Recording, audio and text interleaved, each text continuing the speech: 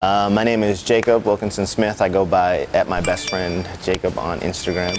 I'm originally from the east coast of Canada, small place, Dartmouth, Nova Scotia. Currently reside in Toronto, and yeah, I do sound and video for probably a lot of the projects that you've seen over the last 2 or 3 years. Right off the bat, the biggest one would be the Kanye West Famous video. I was a part of the creation of that, and I actually did all the sound design on that project as well. If you're ever wondering who the breathing noises are from, it's actually me, recorded in Toronto. This year I did the music for the Kylie Jenner birth video to our daughter. I had my music in a bunch of different movies like Hereditary, and then I've worked on a bunch of different commercials and campaigns for people like Travis Scott, like his his Jordan Cactus Jack campaign, Weeknd documentary for Apple Music, and a bunch of other things. So I think for a really long time it was neglected, and it was something that, I mean, my story is the story of a lot of creatives where we felt like we had to come to LA or New York. We had to leave Canada, basically, to be able to create, to be able to generate income and make a living off of whether it was music, film, television, whatever it is. So we're now seeing, now that I truly feel like Toronto really has the sound right now, whether it's the producers or the artists from Drake to the Weeknd, we're starting to create the infrastructure, and we're starting to create the spaces for creatives of all types to come and work out of. And I'm actually just really excited to see over the next coming years like what these things, a really cool initiative you guys should all check out is called House. It was started by Lamar, who is the creative director for the Weeknd, and my good friend Joaquin. And yeah, they're creating a bunch of infrastructure and courses and curriculum for kids of the city. And I'm just so excited to see what the youth can do and to get them out of the streets and just really focused on some really positive activities and creating art. I mean, it's funny, my strongest skill set is the fact that I can work in a bunch of different programs, which has always, to me, been something that I hated. The fact that I could go from producing to working in After Effects to Photoshop, because I always felt like it was something where a lot of people wanted a lot of things from me, and I didn't always have a say in doing exactly what I wanted. But I'm starting to learn now that that's the skill set that has allowed me to kind of cut through the noise and be able to work on a lot of the projects, is that I know the film side, but I also know what the audio guy might need, and I can create it myself, and I can edit it, I can do whatever needs to be done, and that's been able to help not only open up so many opportunities, but yeah, just open up opportunities for me. I mean, I would say explore. I think one of the things that, I'm only 29 myself. I still consider myself pretty young. But when I was 18 or 19, I felt like not only did I know it all, I felt like I could only really focus or do one thing. And I still hear that a lot from a lot of the young kids, whether it's producing or in the video side. And I would say just explore and create. The way that I've been able to make a name for myself has been, fortunately, because I was able to get into film and video, and that came from me wanting to be a rapper. And now I'm doing mostly sound design and producing for the thing. So I'm all over the place. So I would say just taste as many different art forms as you can, because you're going to be able to apply that to your business and the things you want to do. And who knows, the next big producer or whatever might need somebody that can do video or photos, and then also you can slip them a beat and get a placement. So opportunities are endless with the more skills that you have. The best piece of advice is actually a little bit that I heard from Kanye when I was working in that camp.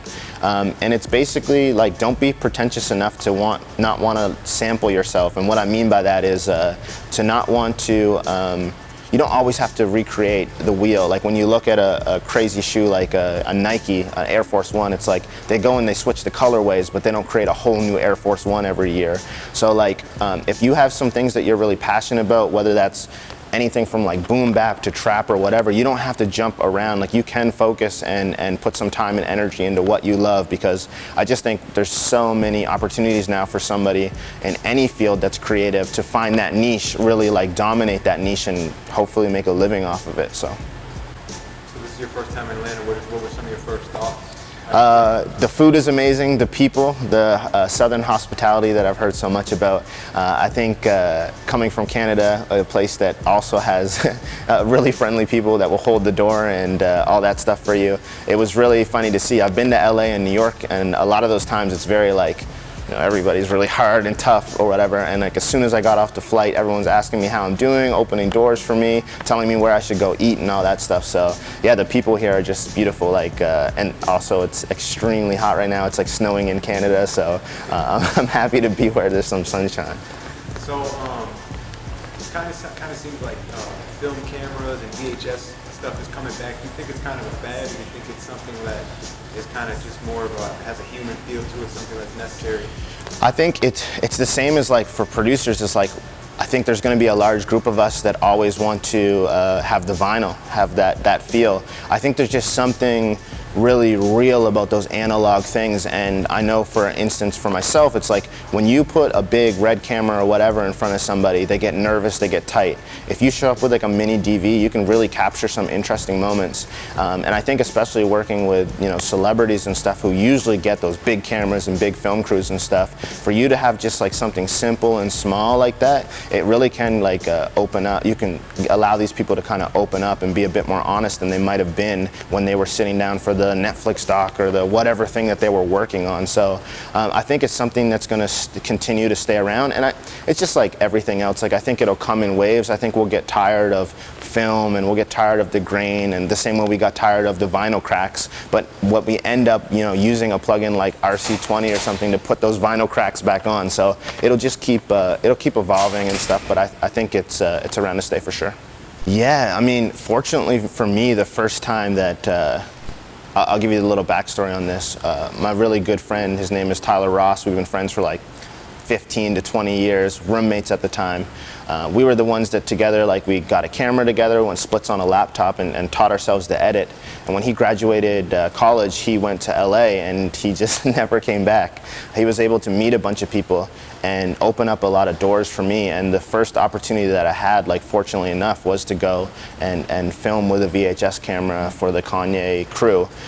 So yeah, my first introduction to America was like a crazy one. I went from like obviously like just a super huge fan of Ye and his production and everything to literally being in the studio as a fly on a wall and seeing how these guys worked and stuff, and that was just like the craziest experience for me. But yeah, coming from Canada, like especially where I'm from on the East Coast, like we don't really have, I can't tell you of anybody that sorry.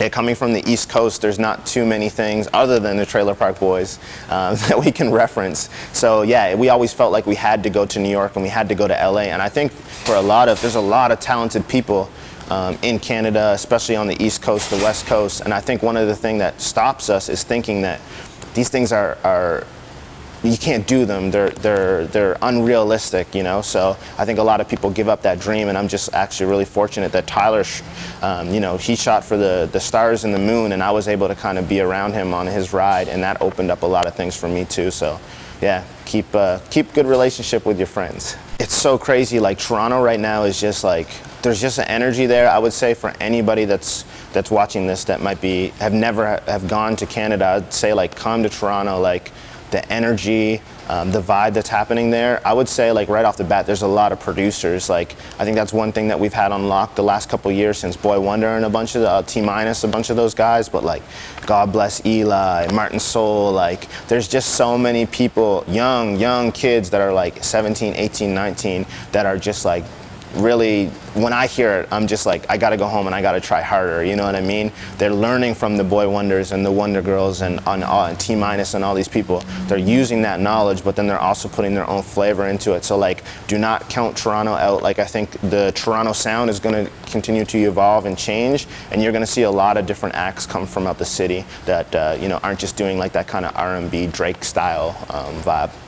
Man, I have a bunch of crazy projects on the go. There's one that I really want to say, but I can't say it.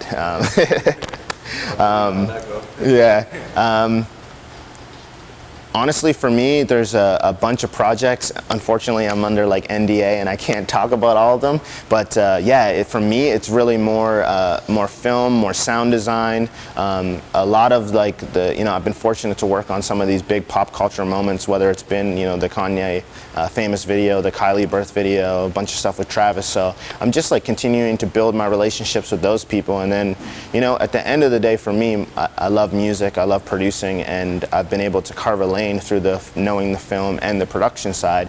But I think being able to kind of switch the conversations eventually so that maybe I can end up on Astroworld or Astroworld 2 or whatever else is coming. Like, that's the main goal for me. So yeah, if you're watching this, like my one piece of advice to you would be just like figure out how you can carve that lane, the skills that you have, whether it's in technology, coding, whatever you think that you have on top of loving music. Like, try and mesh the two worlds, because you just don't know moving forward in this digital age like how you're going to be able to cut through the noise with that. So at MyBestFriendJacob on Instagram, give me a follow, send me a DM if you have any questions specifically too with sound and how you could be doing sound for music videos, for film. There's a lot of tools within FL Studio and things that you might already know, and if you could just apply that, you could be getting placed in some films, some documentaries, other things like that too. So feel free to hit me up. Like, I'm down to just kind of share. That's what Producer Grind is all about, is passing on that knowledge, that information. So at MyBestFriendJacob on Instagram.